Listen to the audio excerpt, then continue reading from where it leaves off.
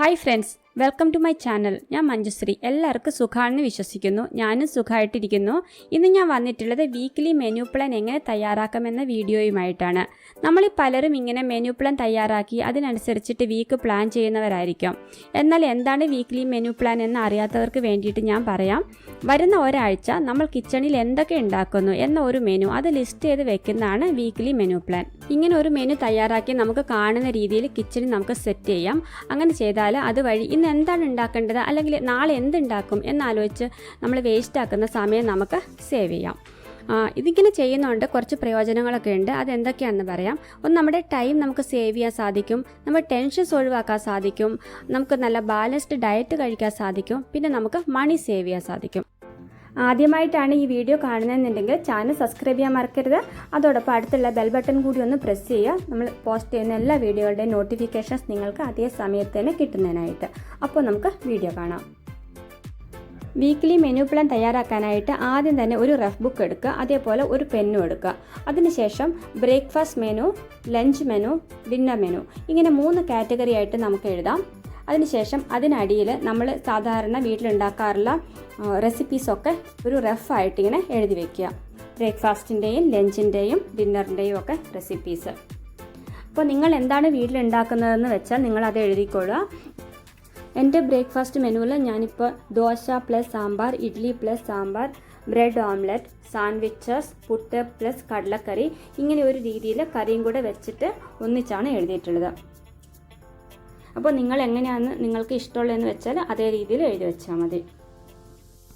ഇതേ രീതിയിൽ നിങ്ങൾക്ക് ഇഷ്ടമുള്ള എല്ലാ ബ്രേക്ക്ഫാസ്റ്റ് റെസിപ്പീസും ഇതിനടിയിലേക്ക് ഒന്ന് ലിസ്റ്റ് ചെയ്ത് കൊടുത്താൽ മതി. നമുക്ക് പെട്ടെന്ന് തന്നെ അത് ചൂസ് ചെയ്യാനായിട്ട് ഈസി ആയിരിക്കും.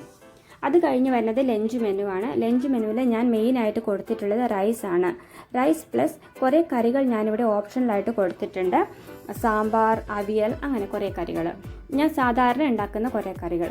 എന്നിട്ട് അതിനകത്തുനിന്ന് നമുക്ക് ഇഷ്ടമുള്ള കറികൾ ഏതാണെന്ന് ചൂസ് ചെയ്തിട്ട് നമുക്ക് നമ്മുടെ മെയിൻ ലിസ്റ്റിലേക്ക് എഴുതാം.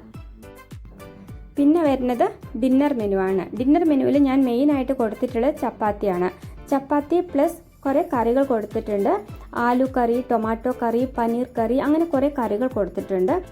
ഇങ്ങനെ എല്ലാം റഫായിട്ട് എഴുതി വെച്ചതിന് ശേഷം നമ്മൾ ഫാമിലിയുടെയും കൂടെ ഇൻവോൾവ് ചെയ്യിച്ച് അവരുടെയും കൂടെ അഭിപ്രായം അറിഞ്ഞിട്ട് നമുക്ക് അടുത്ത ആഴ്ച കഴിക്കാൻ അവർ ഇഷ്ടപ്പെടുന്ന എന്തൊക്കെയാണെന്ന് വെച്ച് അത് ലിസ്റ്റ് ചെയ്ത് നമ്മുടെ മെയിൻ വീക്ക്ലി മെനുവിലേക്ക് മാറ്റാം.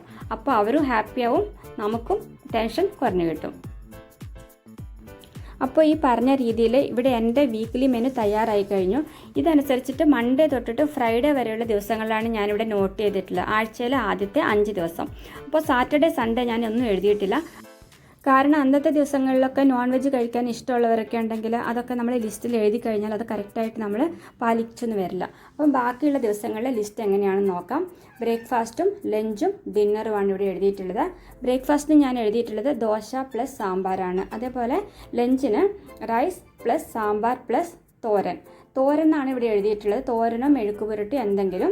അപ്പോൾ നമ്മൾ വെജിറ്റബിൾസ് വാങ്ങിക്കാൻ പോകുമ്പോൾ 5 ദിവസത്തേക്ക് വേണ്ടിയിട്ടുള്ള വെജിറ്റബിൾസാണ് ഞാൻ വാങ്ങിയിട്ട് വരിക. അപ്പോൾ ഏതെങ്കിലും ഒരു വെജിറ്റബിൾസ് എടുത്തിട്ട് ഫസ്റ്റ് ഡേയിൽ നമുക്ക് ഉണ്ടാക്കാം. ഡിന്നറിന് ചപ്പാത്തിയും അതിൻ്റെ കൂടെ എഗ്ഗ് കറി ഉണ്ടാക്കാം. മൺഡേ സാമ്പാർ ഉണ്ടാക്കുമ്പോൾ നിങ്ങൾ കുറച്ച് കൂടുതൽ സാമ്പാർ ഉണ്ടാക്കിയിട്ട് ഫ്രിഡ്ജ് വെച്ചാൽ മതി. നെക്സ്റ്റ് ഡേയിൽ ട്യൂസ്ഡേയിൽ മോർണിംഗിൽ ബ്രേക്ക്ഫാസ്റ്റിൻ്റെ കൂട്ടത്തിൽ ഇഡ്ഡലി പ്ലസ് സാമ്പാറാണ്. അപ്പോൾ ഇഡ്ഡലിയുടെ കൂട്ടത്തിൽ അത് സാമ്പാർ നമുക്ക് യൂസ് ചെയ്യാം. അന്നത്തെ ദിവസം റൈസിൻ്റെ കൂട്ടത്തിൽ ഞാനിവിടെ മോരുകറിയും തോരനുമാണ് എഴുതിയിട്ടുള്ളത്. അതും ഈ പറഞ്ഞ പോലെ ഏതെങ്കിലും തോരൻ നമുക്ക് അല്ലെങ്കിൽ ഏതെങ്കിലും മെഴുക്ക് വരട്ടി നമുക്ക് ഉണ്ടാക്കാം. ഏതാണെന്ന് കറക്റ്റായിട്ട് ഇപ്പോൾ എനിക്ക് അറിയില്ല, അതുകൊണ്ട് ഞാൻ അങ്ങനെ പറയുന്നില്ല. അതേപോലെ ചപ്പാത്തിയുടെ കൂടെ പൊട്ടറ്റോ കറിയാണ് എഴുതിയിട്ടുള്ളത്. അപ്പം ഇത് എൻ്റെ ഒരു ലിസ്റ്റാണ്. ഞാൻ ഈ രീതിയാണ് ഫോളോ ചെയ്യുന്നത്. നിങ്ങൾക്ക് ഏത് രീതിയാണ് കംഫർട്ടബിൾ അതനുസരിച്ചിട്ട് ഫോളോ ചെയ്യാം. ഇതിന് വേണ്ടിയിട്ടുള്ള പ്രിപ്പറേഷനൊക്കെ നമ്മൾ ഒരു ദിവസം മുമ്പ് തന്നെ ചെയ്ത് വെക്കണം. പയറും കടലയും ഒക്കെ സോക്ക് ചെയ്യാനുള്ളവരാണെങ്കിൽ അത് തലേ ദിവസം സോക്ക് ചെയ്ത് വെക്കുക. അതേപോലെ തന്നെ ദോശയ്ക്കും ഇഡ്ഡലിക്കുള്ള ബാറ്റ് തയ്യാറാക്കി ഫ്രിഡ്ജിൽ വെക്കുക. ചപ്പാത്തിക്കുള്ള മാവ് കുഴച്ചിട്ട് ഫ്രിഡ്ജിൽ വെക്കുക. ഇതൊക്കെ നിങ്ങൾ തലേ ദിവസം തന്നെ ചെയ്ത് വെച്ചാൽ മതി. അപ്പോൾ നമുക്ക് പെട്ടെന്ന് തന്നെ പിറ്റേ ദിവസം ഉണ്ടാക്കിയെടുക്കാൻ സാധിക്കും. ഇപ്പോൾ നമ്മൾ ബ്രേക്ക്ഫാസ്റ്റും ലഞ്ച്, ഡിന്നർ ഇങ്ങനെ 3 കാറ്റഗറിയാണ് തിരിച്ചിട്ടുള്ളത്. അതേപോലെ തന്നെ നമുക്ക് സ്നാക്സ് എന്ന് പറഞ്ഞൊരു കാറ്റഗറി തയ്യാറാക്കിയിട്ട് എഴുതാൻ സാധിക്കും. അപ്പോൾ അങ്ങനെയാണെങ്കിൽ കുട്ടികൾക്ക് ഈ ആഴ്ച എന്താണ് സ്നാക്സ് കഴിക്കേണ്ടതെന്ന് നമ്മൾ പ്ലാൻ ചെയ്തിട്ട് അതനുസരിച്ചിട്ട് നമുക്ക് വാങ്ങിച്ച് വെക്കാം. അല്ലെങ്കിൽ വീട്ടിലുണ്ടാക്കി കൊടുക്കാൻ ആഗ്രഹിക്കുന്നവരാണെങ്കിൽ അങ്ങനെ ചെയ്ത് വെക്കാം. അതേപോലെ പ്രിപ്പറേഷൻ്റെ കാര്യം പറഞ്ഞാൽ ഇവിടെ ഞാനിപ്പോൾ ചപ്പാത്തി പ്ലസ് പനീർ കറി എന്ന് എഴുതിയിട്ടുണ്ട്. അപ്പോൾ പനീർ നമ്മുടെ കയ്യിൽ സ്റ്റോക്ക് ഉണ്ടോ എന്ന് നോക്കണം. അപ്പോൾ ഇല്ലെന്നുണ്ടെങ്കിൽ നമുക്ക് വരുന്ന ആഴ്ചയ്ക്ക് എന്തൊക്കെ വേണമെന്ന് പറഞ്ഞാൽ ഒരു ലിസ്റ്റ് ഉണ്ടാക്കിയിട്ട് അതിനകത്ത് ഇതൊക്കെ വാങ്ങിയിട്ട് വരാൻ ശ്രമിക്കണം. ഗ്രോസറി സാധനങ്ങളൊക്കെ ഒരു മാസത്തേക്ക് നമുക്ക് വേണമെങ്കിൽ ഒരുമിച്ച് എടുത്ത് വെക്കാം. അതായിരിക്കും കൂടുതലും നല്ലത്. പെട്ടെന്ന് കേടായി പോകുന്ന സാധനങ്ങളൊന്നുമല്ല. അപ്പം അങ്ങനെ ചെയ്യുവാണെങ്കിൽ നമ്മളുടെ അടുത്ത് കറക്റ്റായിട്ട് ഒരു ഐഡിയ ഉണ്ടായിരിക്കും എന്തൊക്കെ സാധനങ്ങൾ നമ്മളുടെ വീട്ടിലുണ്ട്, എന്തൊക്കെ ഇല്ലയെന്ന്. അതിന് വേണ്ടിയിട്ട് നമ്മൾ നല്ലൊരു ലിസ്റ്റ് തന്നെ തയ്യാറാക്കണം. ഒരു മെയിൻ ലിസ്റ്റ് ഉണ്ടാക്കണം. അതിനകത്ത് എ തൊട്ട് സെഡ് വരെയുള്ള എല്ലാ സംഭവങ്ങളും ഉണ്ടായിരിക്കണം. അപ്പോൾ അങ്ങനെ ഒരു മെയിൻ ലിസ്റ്റ് ഉണ്ടാക്കി വെച്ചിട്ടുണ്ടെങ്കിൽ അത് നിങ്ങളുടെ ഫോണിൽ നിങ്ങൾക്ക് സ്റ്റോർ ചെയ്ത് വെക്കാം. എപ്പോൾ വേണമെങ്കിലും അതിൽ നോക്കിയിട്ട് ഇന്ന സാധനം തീർന്നു പോയി എന്ന് മനസ്സിലായാൽ നെക്സ്റ്റ് മന്ത് ആ സാധനം വാങ്ങിക്കുക. അല്ലെങ്കിൽ കഴിഞ്ഞ മാസം ഇത് വാങ്ങിച്ച് ഇരിപ്പുണ്ടെന്ന് തോന്നുവാണെങ്കിൽ നെക്സ്റ്റ് മന്ത് നമുക്കത് ലിസ്റ്റിൽ നിന്ന് കട്ട് ചെയ്യാം. ഈ രീതിയിലാണ് ഫോളോ ചെയ്യേണ്ടത്. ഞാൻ അങ്ങനെയാണ് ഫോളോ ചെയ്യുന്നത്. എനിക്കിത് വളരെ യൂസ്ഫുൾ ആയിട്ട് തോന്നിയിട്ടുണ്ട്. ഫ്രൂട്ട്സും വെജിറ്റബിൾസും ഒക്കെ നമുക്ക് മന്ത്ലി പർച്ചേസ് ചെയ്യാം. അതായിരിക്കും കൂടുതൽ നല്ലത്. അതേപോലെ തന്നെ ഡയറി പ്രൊഡക്ട്സും നമുക്ക് കൂടുതൽ കാലം സൂക്ഷിച്ച് വെക്കാൻ പറ്റില്ല. മാക്സിമം 2 ആഴ്ചയൊക്കെയാണ് സൂക്ഷിച്ച് വെക്കാൻ പറ്റുള്ളൂ. അപ്പോൾ ഇടയ്ക്കൊന്ന് പർച്ചേസ് ചെയ്യേണ്ടി വരും. അപ്പോൾ ഈ രീതിയിൽ ഒരു ലിസ്റ്റ് നിങ്ങൾ ഉണ്ടാക്കി സൂക്ഷിച്ചാൽ സാധനങ്ങളൊക്കെ നമ്മളുടെ കയ്യിൽ എപ്പോഴും അവൈലബിൾ ആയിരിക്കും. അപ്പോൾ ഒരു വീക്ക്ലി പ്ലാൻ നിങ്ങൾ ഉണ്ടാക്കുക, അത് ഫോളോ ചെയ്യുക. ഈ വീഡിയോ എല്ലാവർക്കും യൂസ്ഫുള്ളായി കാണുമെന്ന് ഞാൻ വിശ്വസിക്കുന്നു.